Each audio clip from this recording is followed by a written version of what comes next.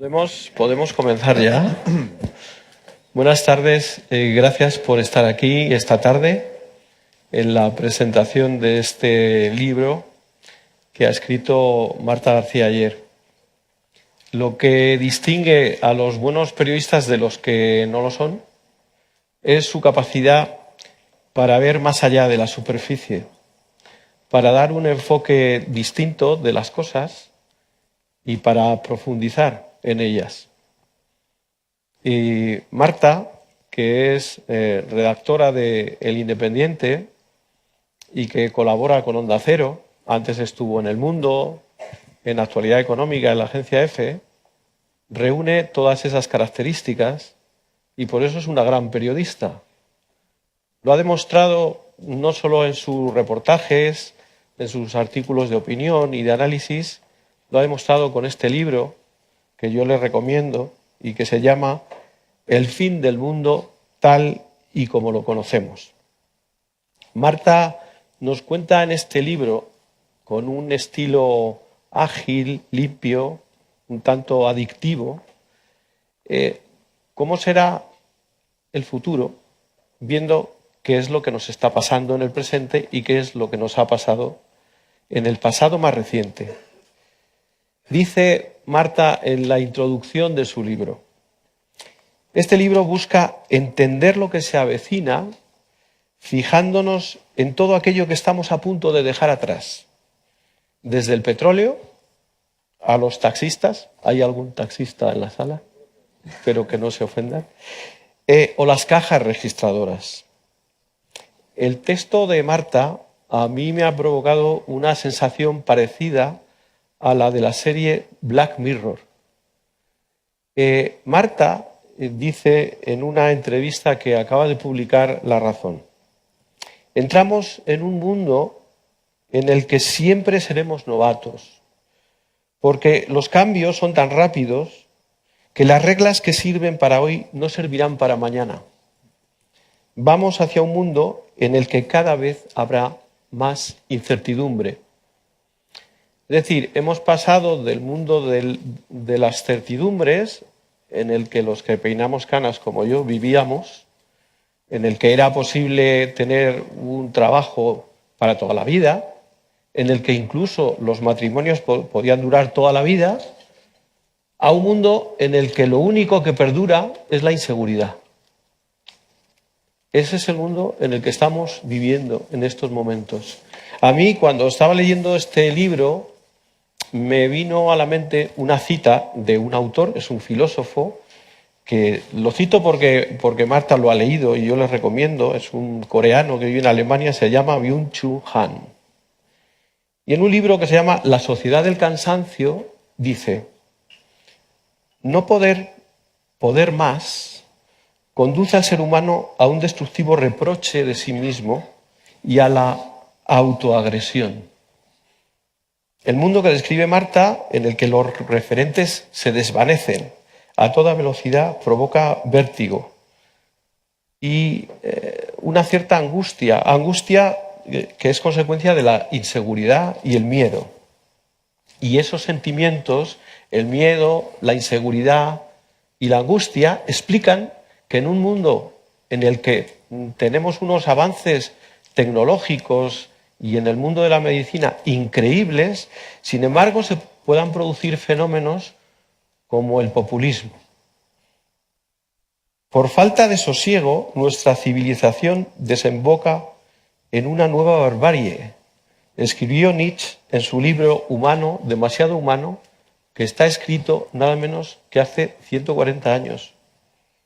Les informo a los que no hayan escuchado la radio que Donald Trump acaba de anunciar en Naciones Unidas que está dispuesto a destruir totalmente Corea del Norte.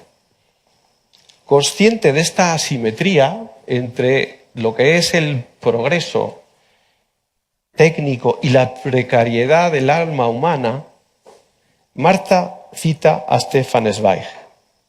Dice: nunca un cerebro ha soportado el impacto de verse aplastado entre el pasado y el futuro por efecto de la aceleración de los cambios. Yo, que como el abuelo de Marta, empecé a trabajar con una máquina de escribir, una Olivetti, y que he pasado por todos los cambios imaginables hasta desembocar en el periodismo digital, reclamo un mundo menos obsesionado por el progreso, menos obsesionado por el éxito y un poco más cercano a nuestro lado humano.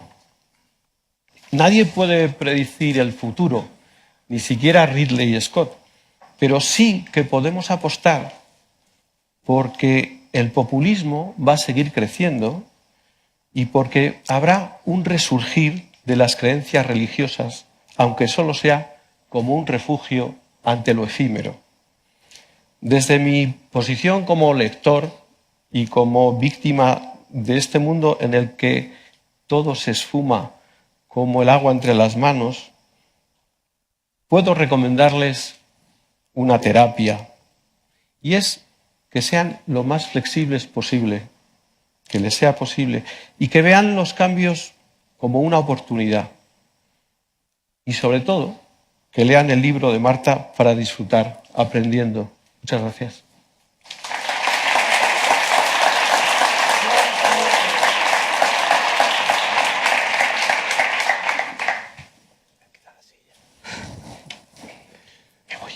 Gracias, Casimiro. Te puedes quedar si quieres, ¿eh? No, pero así os dejo todo el foco. Ahora ya no te puedes quedar, mira. Bueno, yo soy Carlos Alsina, de un tiempo a esta parte hago programas en la radio y como saben los oyentes tengo una cierta dificultad para ubicar no solo la hora en la que estoy, sino el año en el que vivo. Y de hecho no sé en qué año estamos exactamente hoy. Sí sé cómo he llegado hasta aquí. Me ha traído el coche, que ahora ya no lleva conductor, como todos sabéis. Los conductores ya pasaron a la historia. Las autoescuelas también pasaron a la historia. El coche ahora lo hace todo y tú puedes venir haciendo cualquier otra cosa. Cuando el coche te deja tirado, pues haces lo que se hizo siempre, que es abrir el capó y mirar como si entendieras algo de lo que hay allí dentro, ¿no? Pero yo he venido leyendo todo este rato, venía leyendo un libro. Ahora los libros proyectan imágenes tridimensionales, ¿no? Entonces tú puedes venir en el coche, bueno, todo esto lo sabéis vosotros igual que yo. Entonces vas leyendo y vas viendo las imágenes que alguien ha escrito para ti. Vienes leyendo imágenes, que es un poco lo que la lectura ha sido siempre, ¿no? Y esto también se puede hacer en casa. De hecho, vosotros sé que no estáis aquí en este momento, ¿no? Porque en casa tenemos todos unos dispositivos que ahora te permiten generar el escenario que tú desees, ¿no? Entonces, vosotros ahora mismo estáis tumbados en el sofá de vuestra casa, estáis descalzos y en pijama, asistiendo a esta presentación. Yo sí estoy aquí, yo soy el único que está aquí físicamente, Marta tampoco está aquí. Marta es una recreación muy fiel a la Marta real. La Marta real está en la redacción del Independiente, está terminando de preparar un reportaje, porque Casimiro es implacable en esto. Y la redacción del Independiente además es muy peculiar porque todavía tiene dos periodistas humanos, que son Marta y Casimiro. Esto también ya se está acabando. Ahora los periodistas son máquinas que elaboran las noticias con una serie de algoritmos y eligen ahí de una coctelera digital de cosas que pasan en el mundo, pues las jerarquizan y en la radio también nos sucede esto, ¿no? Quedamos 4 locutores en la radio. ¿Puedes decir cuáles? No, pero mañana seremos 3. Y lo que tenemos son máquinas que hacen las noticias y que además las redactan a la manera del que las va a leer luego en antena, porque nos conocen tan bien que son capaces de saber cómo diríamos las cosas, ¿no? Seguimos haciendo tertulias en la radio, es verdad, pero son máquinas, los tertulianos ahora son humanoides, son máquinas que están inspiradas en tertulianos que fueron muy populares pues en 2015, 2016, 2017, ¿no? El más popular sigue siendo Maruenda, pero es un humanoide. Ya casi nadie trabaja, esa es la verdad. El trabajo, pues, ahora la sociedad se divide en deportistas, culturetas y cocinillas, que es a lo que dedicamos el tiempo, porque ya no trabajamos. La gente busca formas de entretenerse que no sean muy caras, porque la renta universal es universal, pero es escasa. Entonces tampoco tenemos... Se viaja mucho más que antes, eso es verdad, desde casa. Y ahora las agencias de viajes lo que te venden es un shopware, que lo pones en casa y tú puedes visitar esos lugares exóticos, pero sin moverte de donde estás, ¿no? Y bueno, otros cambios que vosotros habéis ido viviendo en estos... La política ha cambiado un poco. Ahora los presidentes de gobierno se eligen en las redes sociales y su mandato dura una semana. Sí. La semana pasada le tocó ser presidente de gobierno a Gabriel Rufián y el sistema se ha escoborciado. Y él ha dicho, mientras no lo arreglen, yo sigo aquí, claro. A Rufián la broma una semana se la aguantas ya, pero más... Lo de Cataluña no lo hemos... Han cambiado las tecnologías, pero lo de Cataluña sigue ahí. Prudencio, eso no lo hemos cambiado. No, se creó una aplicación que te permitía generar el mundo virtual en el que tú querías vivir. Entonces tú podías elegir entre vivir en la Cataluña Estado soberano, la Cataluña sosegadamente perteneciente a España, o irte a Australia si estabas ya hasta saturado de estas cosas. Un amigo se fue a Australia, un amigo mío, y se encontró con Puigdemont. Y dijo, salir. Y le dije, ¿cómo le has reconocido si ahora se ha rapado la cabeza, Puigdemont? Y me dijo, con el reconocimiento facial. Sabéis que ahora los dispositivos te permiten, se lo pones así delante de la persona que tienes y reconoce su cara y te informa de quién es, qué edad tiene, cuál es su estado civil, a qué se dedica, qué hace en su tiempo, qué va a hacer en las próximas horas. Cuando llegué aquí yo vi a un señor calvo que me sonaba, le apliqué el reconocimiento facial y me dijo, Carlos Rodríguez Brown, a pesar del gobierno. Y me informó de todos los datos del profesor. Sé, por ejemplo, que nos va a abandonar dentro de 20 minutos, porque tiene cita con su grupo de teatro. Están preparando un musical. Que Dios nos pille confesados. Bueno, yo con Marta quedé en 2017, cuando publicó su libro El fin del mundo, que tuvo un enorme éxito, acuérdate. Yo quedé en 2017 en que muchos años después nos volveríamos a encontrar para ver qué había sido de nosotros, ¿no? Y si el libro pues había cumplido con las expectativas. Claro, Marta lo escribió cuando era jovencísima. Tenéis que tener en cuenta que ahora vivimos 300 años de media. Pues claro, los 30 de antes pues ahora son 12 años, adolescentes. Y Marta iba ya por su tercer libro en 2017, ¿no? Entonces dijimos, era una época en la que todavía existía Toys R Us cuando escribiste el libro, acuérdate. Entonces dije, ¿por qué no nos encontramos dentro de muchos años y vemos a ver cómo han ido las cosas? Y a eso nos vamos a dedicar ahora. Si te parece a ti bien. Marta, igual de todo esto no te había informado antes, pero... Me parece una idea fantástica. Preferiría ser yo la que estuviera aquí, mi holograma en la redacción. Ya, y me ha tocado quedarme trabajando, pero esto es lo mejor que hemos podido conseguir. Ya, pero tu holograma te conoce también a ti. O sea, tú que eres el holograma, conoce también a la Marta real, que eres capaz de dar las mismas respuestas que daría ella, ¿no? La conoces incluso mejor que ella misma. Está muy sofisticado este software. Sí. Sí. ¿Tú crees que viviremos 300 años? Yo creo que sería irresponsable decir que no, porque ahora mismo no hay nada, o al menos ningún científico de todos con los que he hablado para escribir el libro aquel de 2017, se atrevía a decir la palabra imposible a la velocidad a la que está cambiando el mundo en tantas áreas a la vez. La palabra imposible es una irresponsabilidad, científicamente hablando. Hay muchas cosas que ahora mismo no son posibles, que todo apunta a que lo llegarán a ser. Otra cosa es que para cuando lleguen nos interesen o las podamos pagar, pero técnicamente posibles son muchas de las cosas que has dicho, y ya lo eran en 2017. Ese reconocimiento facial ya existe, esos hologramas de hecho ya existen. Lo que pasa es que las gafas de realidad virtual que los provocan son tremendamente caras como para tenerlas cada uno en nuestra casa, como tenemos un móvil o un ordenador. Y ahora mismo, por ejemplo, en Japón lo que uno puede hacer es ir a sentir que se tira por las cataratas del Niágara, o que está encerrado en una casa del terror y le persiguen con un hacha para matarlo ferozmente, y sentir todo eso. Qué gusto, ¿no? ¿Verdad?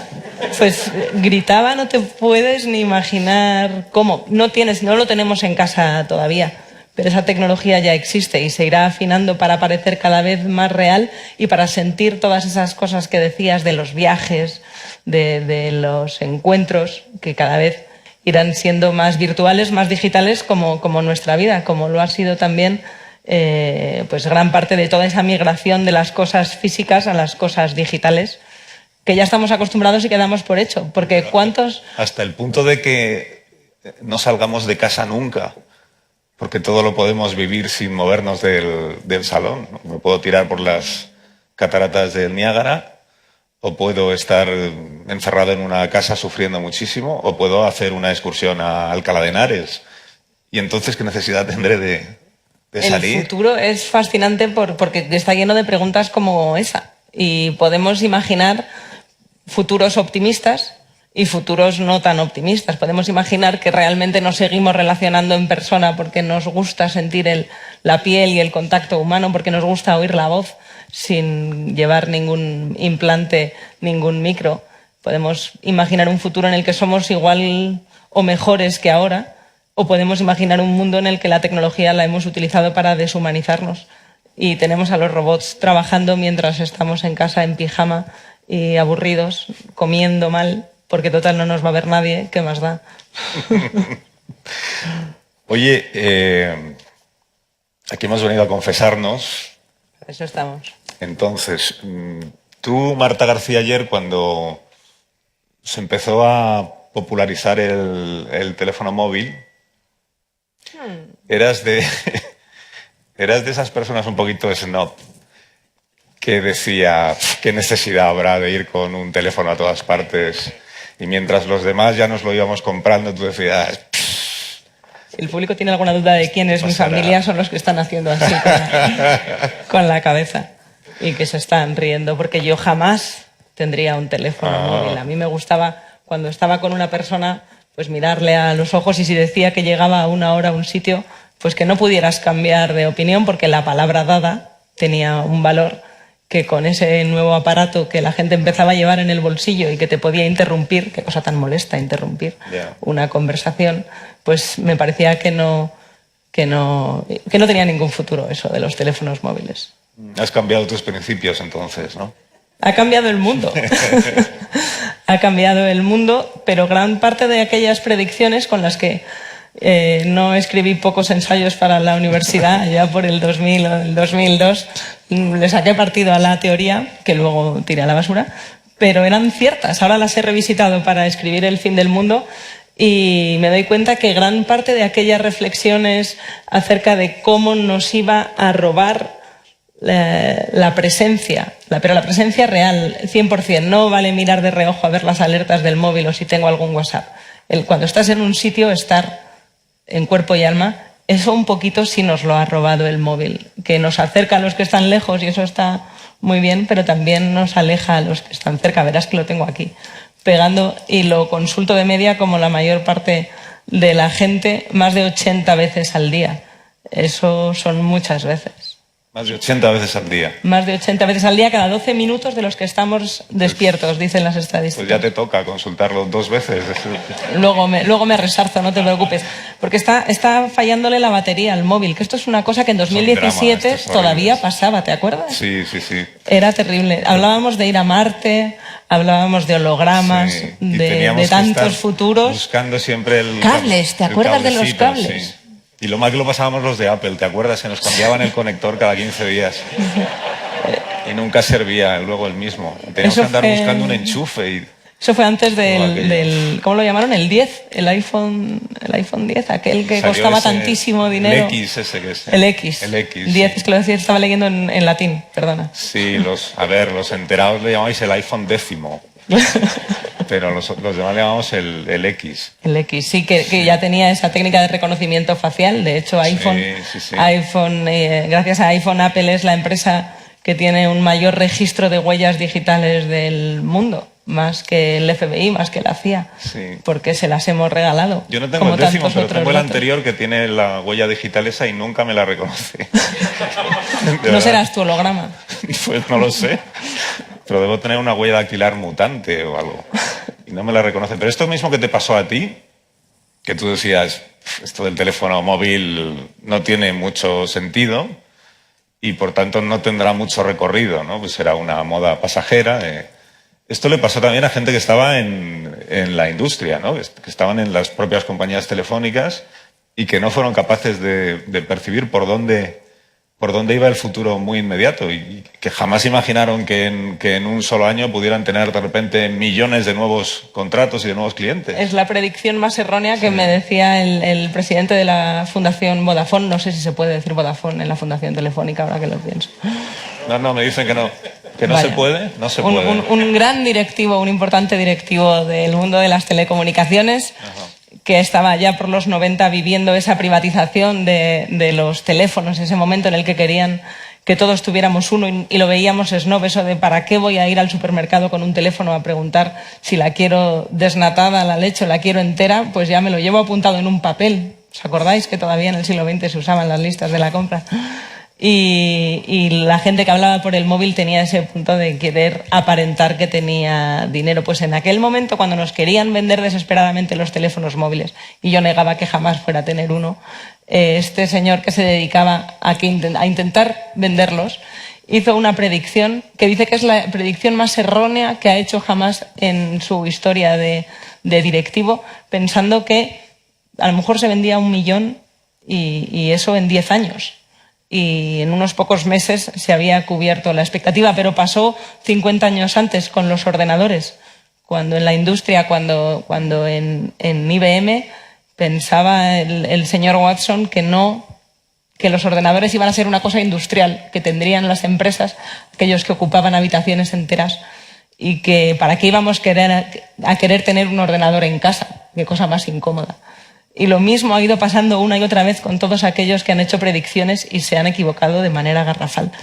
Así que he dicho, pues vamos a equivocarnos y a tirarnos a la piscina con un libro sobre el futuro. Tú sabes que cuando Steve Jobs presentó el primer iPad, en La Brújula en aquel momento teníamos La Brújula es un programa que hace David del Cura y que es estupendo y que durante una temporadita me tocó hacer a mí. Y en esa época teníamos un debate recurrente que era, siempre estamos con si los periodistas acertamos al elegir bien las noticias de las que hablamos cada día, ¿no? Entonces decíamos, a lo largo de la historia, seguro que el día que se ha anunciado un avance tecnológico, científico o una novedad que luego ha cambiado nuestra vida cotidiana, seguro que ese día los periódicos dedicaron sus páginas a cualquier otra cosa que no tuvo mayor relevancia, ¿no? Y entonces ese día nos preguntábamos, ¿se ha presentado esto que es una cosa que se llama iPad, que ha presentado Steve Jobs?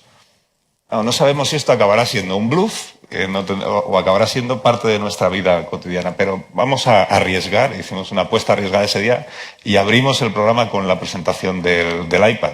Apple me lo agradeció. Los tertulianos seguro que no. Retóricamente. Y entonces a los tertulianos, que tú sabes que a mí me gusta ponerles en apuros, les pedí opinión sobre este cacharro que ha presentado el señor Jobs y que es así, de este tamaño, y haces así y tocas y no sé qué. Y entonces ellos solo hicieron una pregunta. Dijeron, ¿sirve para llamar? Y yo dije, pues creo que no. Y me dijeron, pues entonces... Va a ser un fracaso. ¿Para qué sirve eso? Habíamos pasado de esta etapa que tú comentas, de qué necesidad tendremos de llevar un teléfono encima, a esto nuevo, si no sirve para llamar, ¿para qué diablos sirve? En 2010 todavía los teléfonos se usaban para llamar. Claro.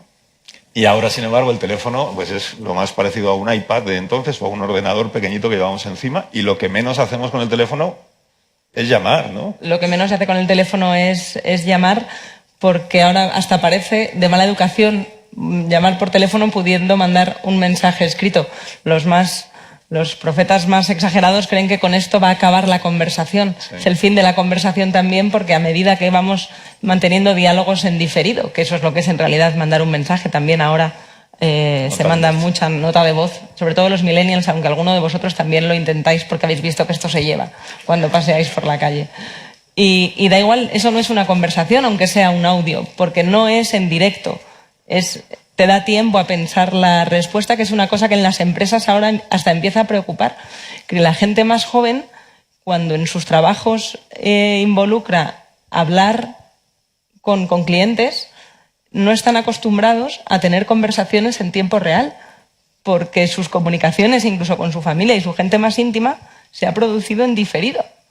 Y esto de tener que llamar a alguien por teléfono a venderle algo o a contarle algo, sin que te dé tiempo a pensar 2 veces lo que tienes que decir, no se sienten en absoluto cómodos. Y ahora mismo mucha de la gente que leerá el libro, que no recuerda el mundo antes de Google, que se dice rápido, pero creo que habría que cambiar la referencia temporal a antes de Google y después de Google. Eso es lo que nos cambia la mentalidad realmente.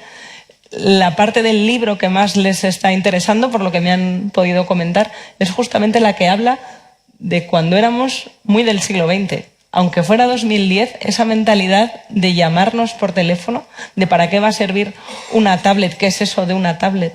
Si para leer ya tengo el periódico, mejor el papel, ¿dónde vas a parar? Hombre, y para llamar romántico. tengo el teléfono, ¿para qué quiero esto? Cuando lo presentó Steve Jobs en 2010, el iPad, su gran revolución era competir con las otras empresas que habían apostado por tener una especie de boli táctil que era con lo que se escribía.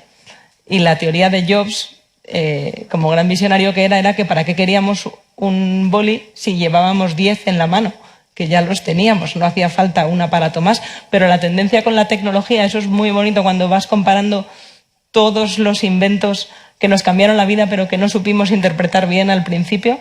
Los que no nos cambiaron la vida son los que intentaban imitar a lo que ya existía en el pasado y lo querían mejorar, como esto, que quería ser un boli pero electrónico. La gente no quería un boli electrónico, tenía los dedos de la mano. Las tecnologías que nos cambian el mundo nos cambian también la manera de verlo.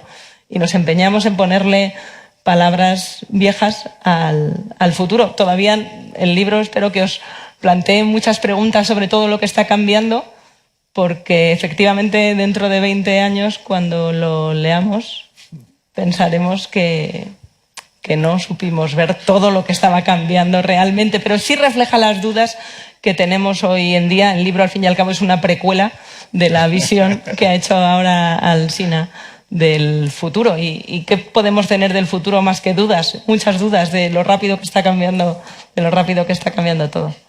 ¿Lo he vendido bien? Sí, no, es que es verdad, ¿no? O sea, hace 15 años era imposible prever que surgiera WhatsApp, y sin embargo el WhatsApp, que es como lo decimos en Madrid, con G, sí, con G, el WhatsApp, realmente nos ha cambiado muchas de las costumbres que tenemos.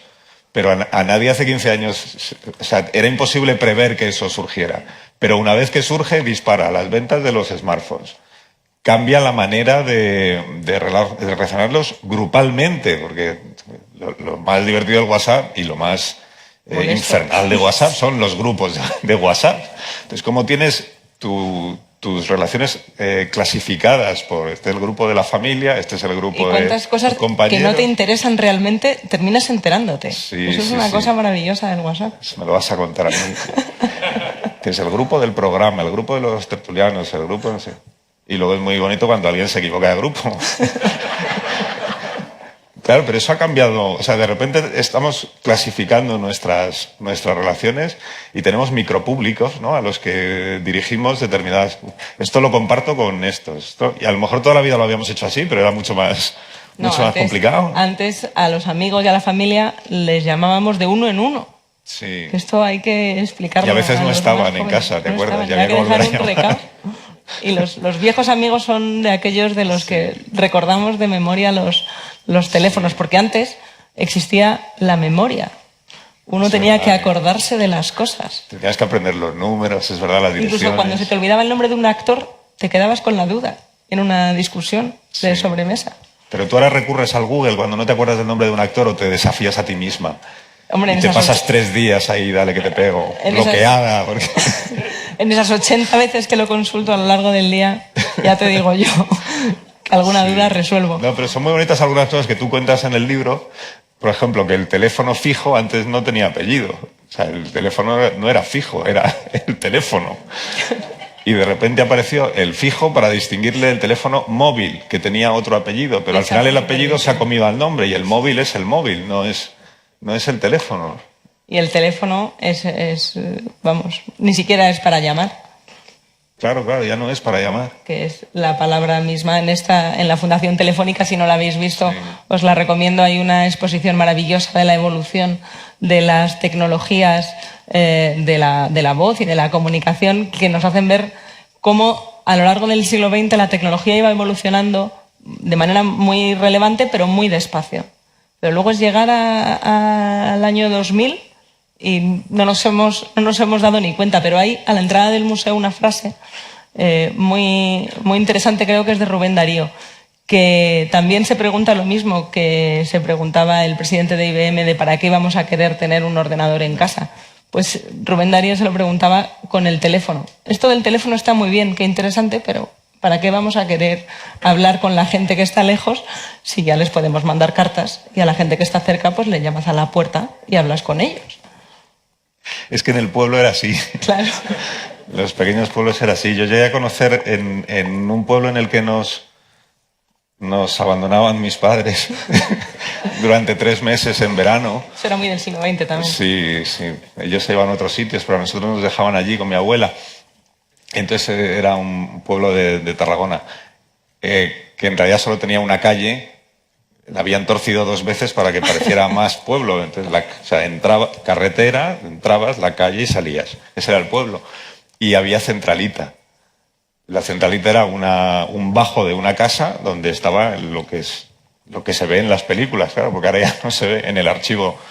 En el Museo de Telefónica seguro que sí, donde se ponía la señora que se ocupaba de la centralita, que lo que hacía era cablear las conexiones.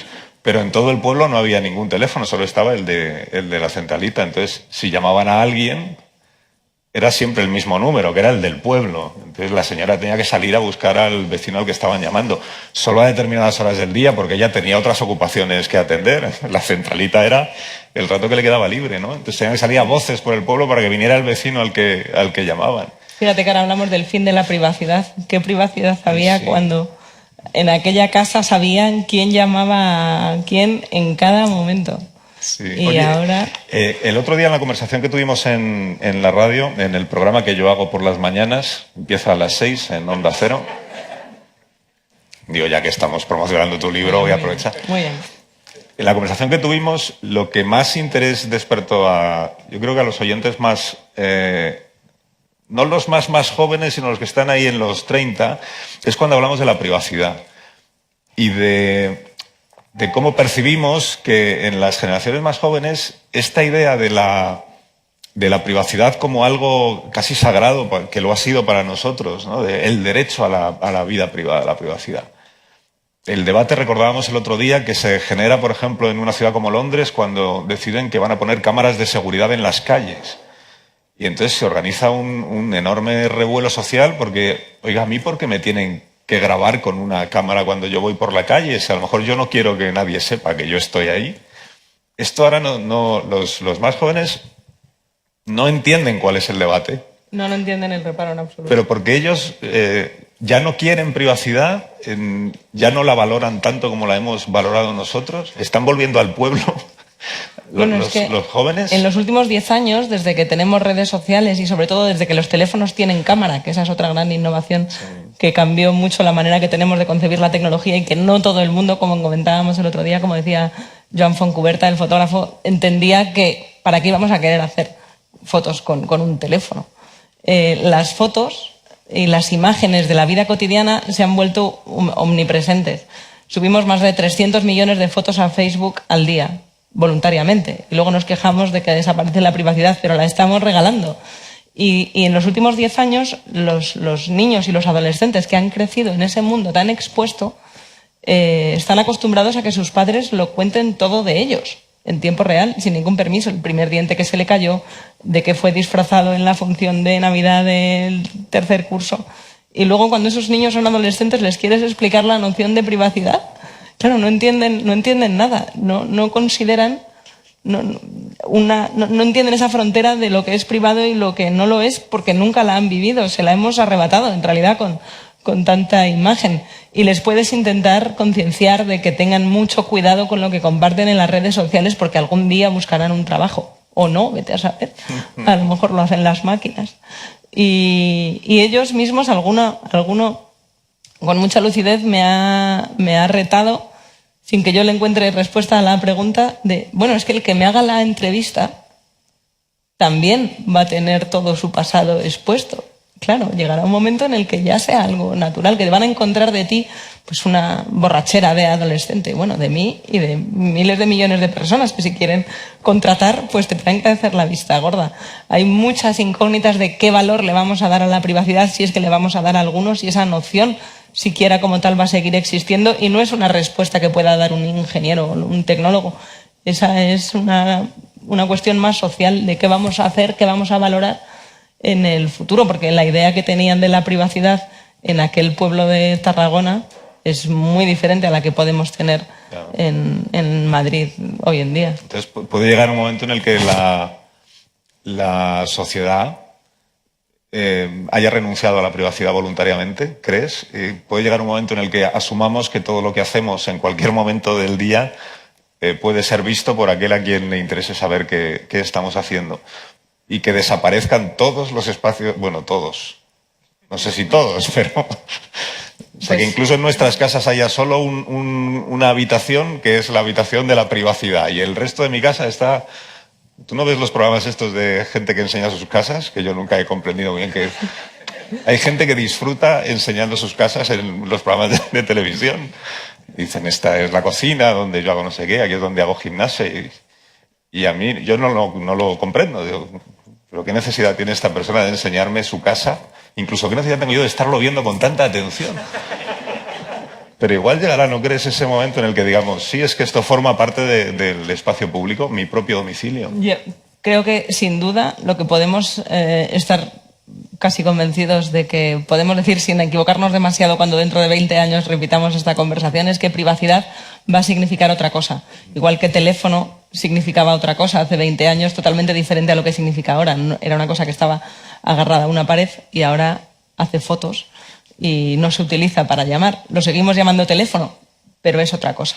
Pues privacidad también lo será, y esa necesidad de que no te vean haciendo algo o que no sepan de ti la seguiremos teniendo.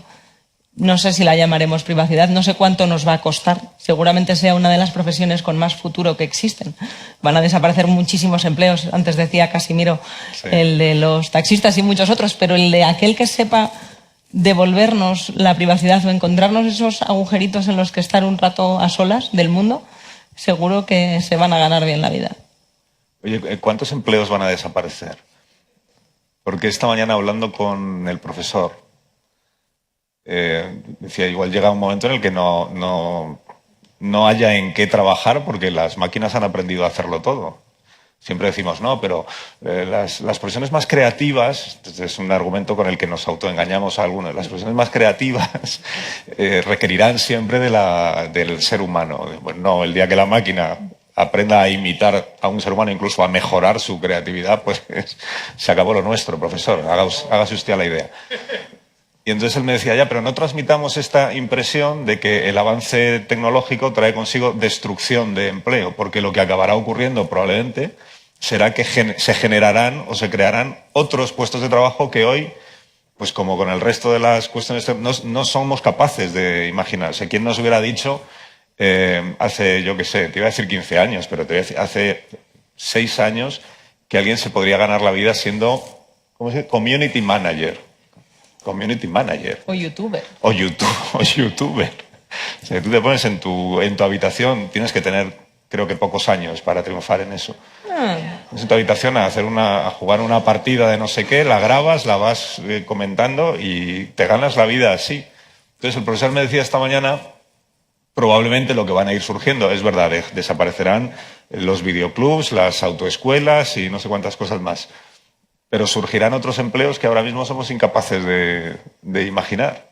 El profesor que ha leído y que ha enseñado Keynes sabe que en 1930 ya escribía este economista tan socialdemócrata que podía llegar el fin del empleo calculaba él que en 100 años, todavía no hemos llegado a 2030, las personas tendríamos que trabajar incluso menos de 15 horas a la semana porque del resto se encargarían las máquinas, y el gran reto sería qué hacer con nuestro tiempo libre, cómo desarrollar ese yo creativo. Y está por ver si esa renta universal que muchos defienden sale adelante y cómo se paga, si es con impuestos a los robots. He dicho impuestos. O no, y sin duda, de esto ni los economistas ni los tecnólogos dudan, va a haber destrucción de millones de puestos de trabajo de sectores que se van a convertir, que se van a automatizar, porque nuestra vida diaria está llena de rutinas, y si hay algo en lo que son buenos los algoritmos es en las rutinas, porque ellos no fallan, no se olvidan, no están cansados. Pero claro, la cuestión está a qué velocidad se produce ese cambio. Cuando dejaron de errarse los caballos porque llegaron los coches, la buena gente que se dedicaba a errar caballos se dedicó a otra cosa. Pero es que este cambio, que a los economistas les gusta pensar que traerá cosas buenas y malas, como todos los cambios anteriores, que se va a destruir empleo, pero obviamente van a surgir profesiones nuevas, es que este cambio está siendo más vertiginoso que nunca, y en todos los sectores a la vez. Entonces, ¿dónde se van a reconvertir las personas que pierden su empleo si en los demás empleos está pasando también? Es algo muy inquietante que obviamente tiene solución, y igual que muchos de los problemas que creamos los humanos, nosotros solos también los podemos resolver si nos organizamos a tiempo para ello. Y para este gran reto, la formación continua es la única solución, el asimilar que a lo que sea que nos dedicamos en 2017 no va a tener nada que ver en 2050. Lo llamemos como lo llamemos. A lo mejor en 2050 sigue habiendo locutores, sigue habiendo periodistas y sigue habiendo el independiente. Pero las necesidades de lo que vamos a hacer, las tareas que nos ocupen, van a ser radicalmente diferentes. Tenemos que reciclarnos todo el rato. Aquellos que están estudiando ahora en la universidad lo tienen más claro de lo que lo teníamos nosotros hace 20 años o alguno más. Sigue con la frase, por favor.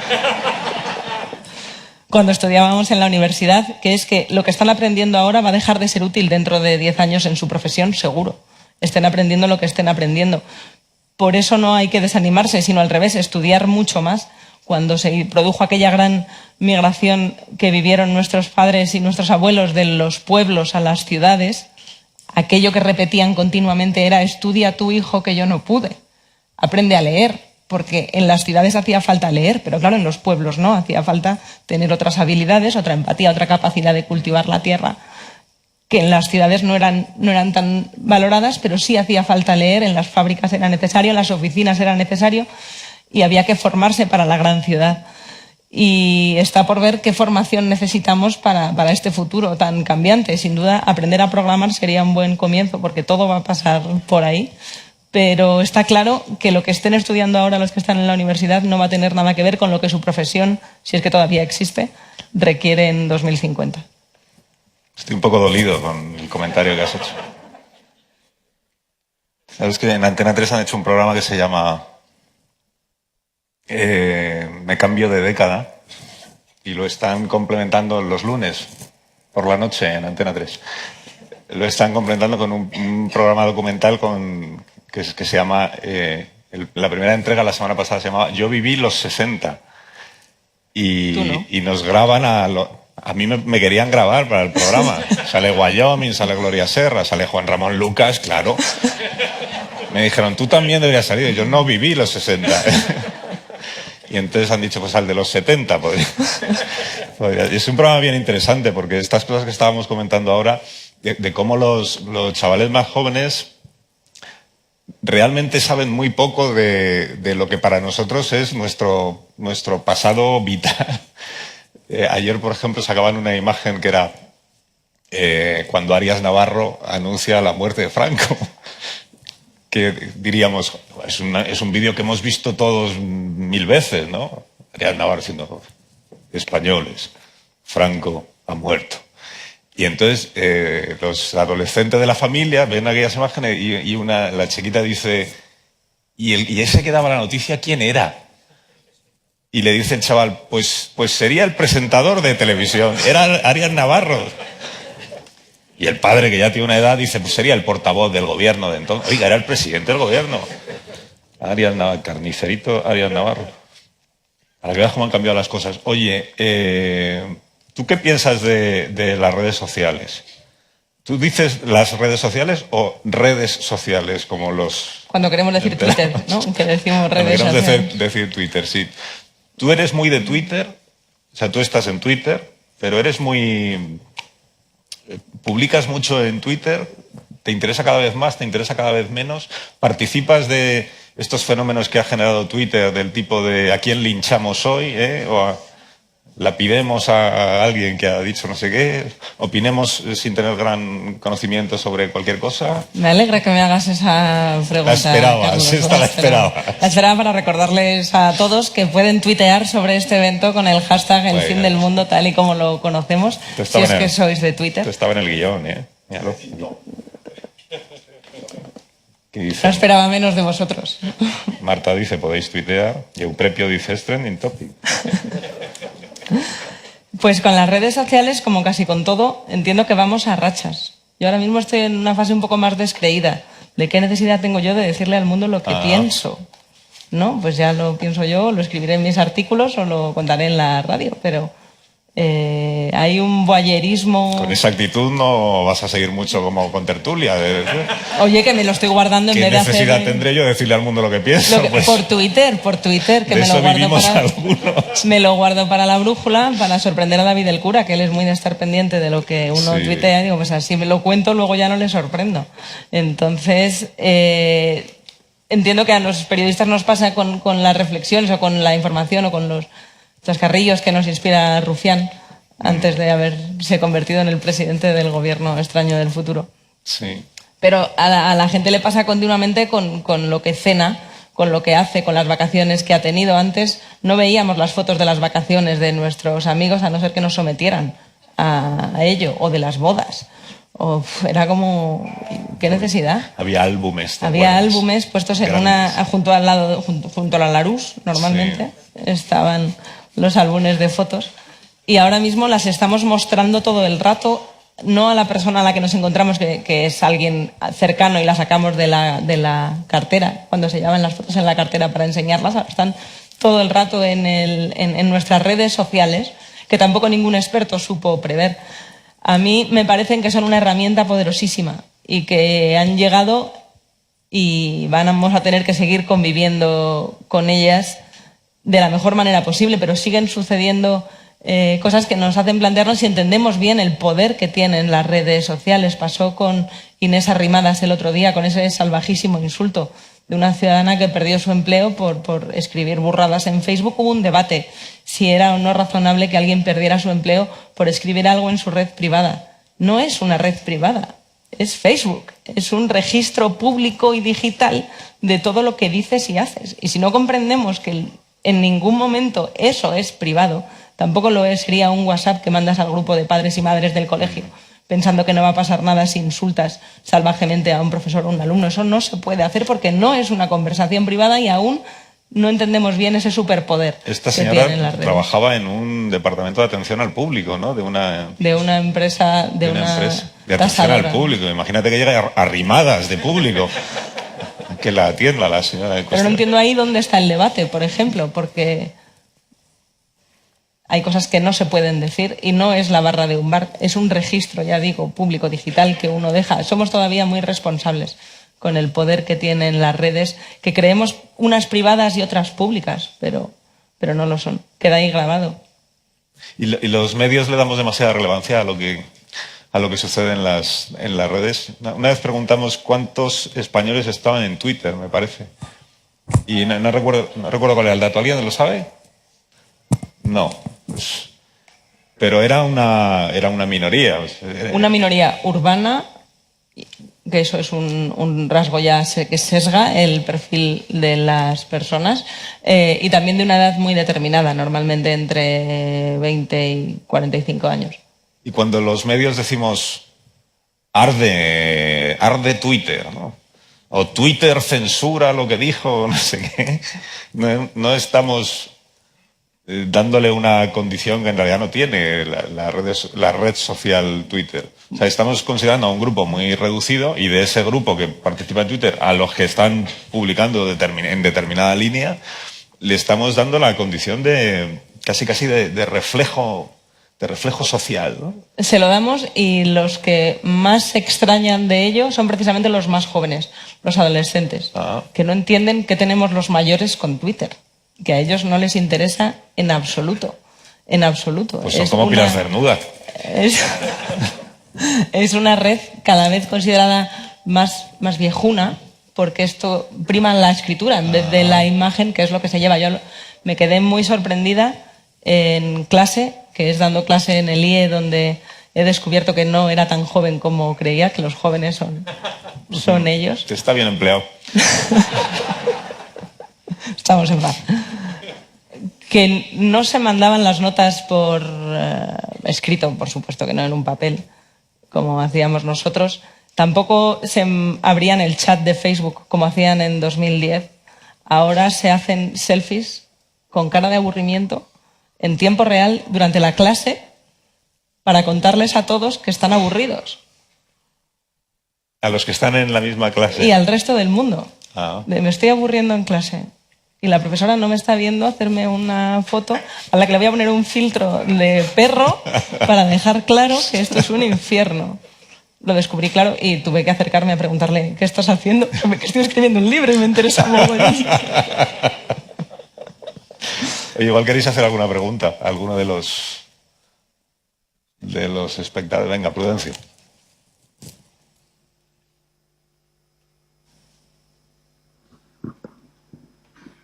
Buenas noches. Has demostrado que te has leído el libro, ¿eh? ¿Quién, ella? Sí. Tú. Ah, yo también, sí. Te haría muchas preguntas, porque tengo muchas anotaciones hechas, después de haberme dejado ya muerto porque yo uso dinero en efectivo y porque tengo un despacho de asesoramiento fiscal y también me voy a ir a la ruina, suerte que me va a pillar ya casi jubilado. Me ha destacado especialmente esta nota. Dice: pero la dureza de la crisis económica de la última década ha hecho tambalearse a los principales principios básicos de la democracia liberales y alimentando el resurgir de los populismos. Hemos entrado en lo que el politólogo Larry Diamond llama una recesión democrática. Y en la página siguiente dices: el nuevo orden mundial es más bien un circo de tres pistas. Más difícil todavía. ¿Tú crees que esto puede afectar a la democracia a las futuras crisis? Pues mira, tuve el inmenso honor de escuchar aquí mismo la semana pasada a Mary Beard, esta gran historiadora, hablar precisamente del reto que era para la democracia lo que estaban planteando las redes sociales, esa inmediatez, esa capacidad también de manipulación para quien la sabe usar. Pero creo que para entender bien al reto que nos enfrentamos, tenemos que dejar de pensar que porque sea Internet es global y porque sea Internet no tiene fronteras. Porque nuestros muros de Facebook están llenos de muros. Se llama muro, de hecho. Es una frontera al conocimiento si nos creemos que la gente de la que nos rodeamos es plural, como decía Carlos, que lo que dice Twitter es lo que dice la sociedad de verdad. Nos rodeamos de gente que retroalimenta nuestra manera de pensar y corremos el riesgo de hacernos burbujas cada vez más pequeñas y vivir en un mundo que llamamos global, pero que en realidad está lleno de fronteras, y sin duda es un reto para la democracia inmenso, que estoy muy lejos de poderte responder cómo arreglarlo, pero sabes que el libro, que sé que te lo has leído, está lleno de preguntas, que es la manera más fácil de acercarnos al futuro. ¿Quieres que retomemos la conversación? La cultura. Pues mira, ¿Están haciendo lobby? Mary Beard es muy fan de la cultureta, o eso nos dijo una vez. Sí. ¿Alguna cuestión más, Euprepio? Espera. ¿Qué papel tiene el amor? Pregúntalo otra vez, así los que lo están viendo en streaming te oyen. En el fin del mundo, tal y como lo conocemos, ¿qué papel juega el amor? Era también una manera de pensar una respuesta sesuda. Iba ganando tiempo. Pues habrá que ver qué llamamos amor en el futuro. Porque, por ejemplo, lo que llamamos amistad también ha cambiado en estos últimos 10 años de smartphone en el bolsillo. Los amigos ya no son esos con los que te ibas esos 3 meses abandonado en el pueblo en verano a montar en bici y a perderte sin estar a la vista de nadie. o los amigos no son con quienes quedabas a contarte la vida, sino son esos que tienes desperdigados por grupos de WhatsApp. Y la amistad empieza a transformarse en algo que se puede apagar y encender cuando uno quiere estar disponible o cuando no lo quiere estar. Porque si no quieres estar, pues no haces caso, sabes que ha entrado el WhatsApp, pero no lo miras. Y con el amor, en tiempos de Tinder, pasa un poco eso. Pero el amor será lo que queramos hacer con él y la necesidad que tengamos de sentirnos queridos, que supongo es algo que nos va a diferenciar de los robots, al menos durante unas cuantas décadas. Ojalá. Más.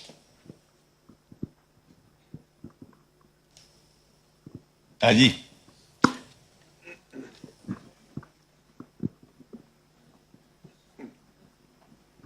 Hola, bueno, en primer lugar quería felicitarte por el libro.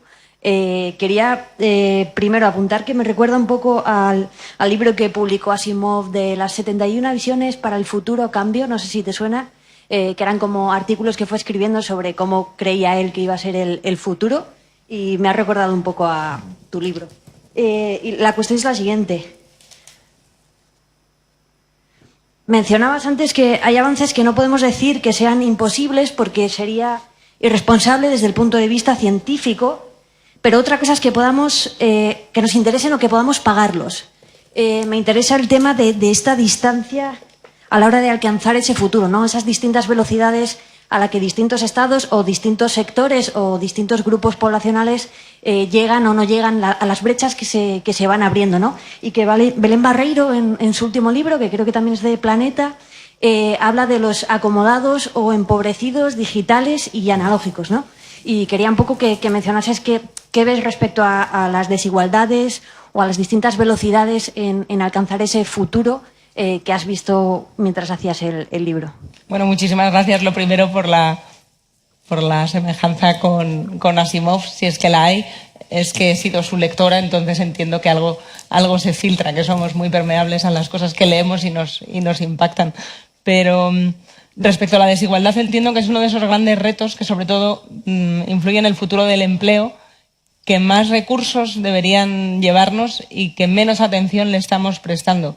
Cuando se oye el discurso de los políticos y se salen las cifras del paro, falta a lo mejor esa reflexión más estructural, que ya hay países que la están teniendo y ya tienen ministros del futuro, así los llaman, y están pensando en cómo hacer esa transición a lo digital para evitar que haya ese empobrecimiento brutal de aquellos que se conviertan en los proletarios analógicos, si quieres, que no han tenido ese lujo de poder formarse en esas profesiones creativas o empáticas del futuro, sino que tenían trabajos rutinarios que no se pudieron reconvertir y con suerte, si se desarrolla ese salario universal, pues podrán subsistir y poco más. Eso es lo que hay que evitar que pase, pero claro, el futuro no existe, lo estamos haciendo entre todos y si nos tomamos en serio ese reto seguro que nos va mejor, porque es un riesgo y cuanto más increíble es esa tecnología, lo estamos viendo ahora con terapias que desarrollan las farmacéuticas, que cuestan más de lo que la mayor parte de la gente puede pagar. La tecnología está ahí, hay que conseguir que sea accesible para facilitarnos la vida a todos, pero eso no es culpa de la tecnología, sino del uso que hagamos de ella. ¿Alguna pregunta más? Aquí. Hola, buenas tardes.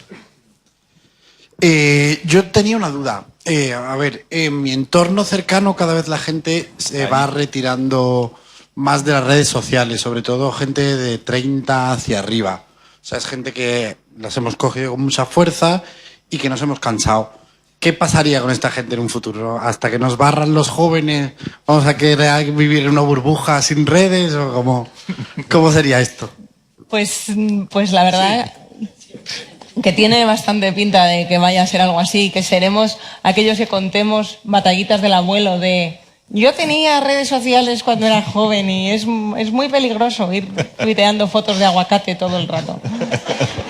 Y tiene pinta que como hicimos nosotros con los que nos avisaron de los errores que estábamos cometiendo, que tampoco nos van a hacer caso. Pero habrá seguramente otro invento que les preocupe más y alguien escribirá un libro sobre sobre cómo le dábamos importancia a Twitter. Qué excentricidad. Gracias. Por aquí la última, ¿no? Hola, buenas tardes. No me he leído el libro todavía, me lo leeré pronto. Quería saber si hablas en ese libro del futuro del dinero. ¿Cómo ves el...? Ahora mismo hablaba alguien, sí, que tengo dinero en efectivo. Ahora ya no hay ni efectivo. Ahora dentro... Es decir, ¿cómo en el futuro seguirá teniendo importancia el dinero? Si ves que el dinero ahora mismo es la razón por la que vivimos, pero a lo mejor en el futuro ya no es la razón, o no la única, ¿no?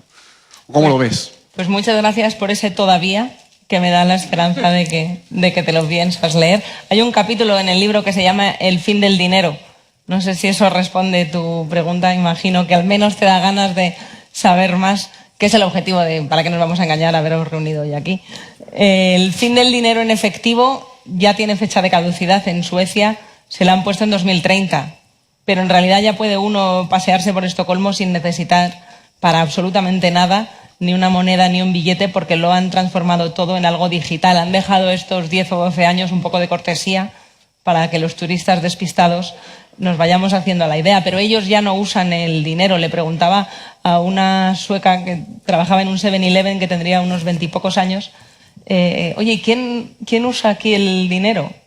Y me decía, la gente mayor. Todavía hay gente mayor que te encuentras que usa el dinero. Era no como algo, como una excentricidad más, eso del dinero en efectivo que te mancha las manos, que lo puedes perder, que se rompe, que le cuesta muchísimo dinero a los bancos trasladarlo de un sitio a otro, ponerle seguridad. Los cajeros automáticos, que no son más que una tecnología del siglo XX, también son molestos y poco prácticos, teniendo en cuenta que podemos pagar con el móvil o con la mirada, cuando se desarrolle más la tecnología biométrica, con la huella digital, y las tarjetas de crédito que seguimos teniendo en el bolsillo son un trozo de plástico que es también muy del siglo XX, porque en realidad lo único que vale es el numerito que tienen dentro cuando pagamos por internet. Esa tarjeta es también una reliquia de una tecnología que revolucionó mucho los pagos de plástico, pero que ya se ha quedado obsoleta, por no hablar de Bitcoin y blockchain y todas estas promesas, y de Facebook, que quiere ser también nuestro banco. El dinero sin duda va a cambiar y le vamos a seguir llamando dinero a lo mejor, pero igual que el teléfono será otra cosa totalmente diferente. Vamos a terminar ya, que seguiríamos hablando. Sí. ¿Has leído la noticia de estas dos señoras en Ginebra? Que muy persuadidas de que el dinero en papel ya se tiene que terminar, se pusieron a destruir billetes de 500 en el Retrete. Y atascaron las tuberías. De UBS y atascaron las tuberías. A lo mejor eran españolas, a lo mejor eran lectoras del fin. Precursoras, digamos. O lectoras del fin del mundo tal y como lo conocemos, que llegaron al capítulo del fin del dinero y trataron de acabar con él de cualquier manera. Tú fuiste una de las primeras personas arruinadas en Bitcoin, ¿te acuerdas? Sí. Y luego me enriquecí. Ah, sí, eso no me lo contaste. Porque no me llevas a tu programa. Marta se puso a comprar bitcoins para hacer una investigación periodística. Y le costó dinero al principio, entonces. Sí, y luego se ha revalorizado la inversión un 300%. Ah, pues enhorabuena. Es que no recuerdo la contraseña, Carlos. Pues 1, 2, 3, 4, la que ponen siempre, ¿no? Son muy complejas, Había números, letras, y lo imprimí en un papel, fíjate. En un papel. Qué temeridad, y lo he perdido. Cosa más antigua. Bueno, muchas gracias a todos por haber venido. ¿Queda una pregunta? Queda una pregunta. Queda una despedida. Oriol Alberta, que... No, solo cerrar el acto. Hace una década o así, una de las grandes innovaciones que iban a aparecer era el ebook, que iba a acabar con el libro físico, y en cambio aquí estamos presentando un libro en papel que pueden comprar allí y que les firmará Marta al final del acto. Así que muchas gracias a todos, a la Fundación, a Carlos, a Casimiro y sobre todo a Marta por haber confiado en Planeta y por haber escrito este libro maravilloso que les invito a leer. Muchas gracias. Gracias.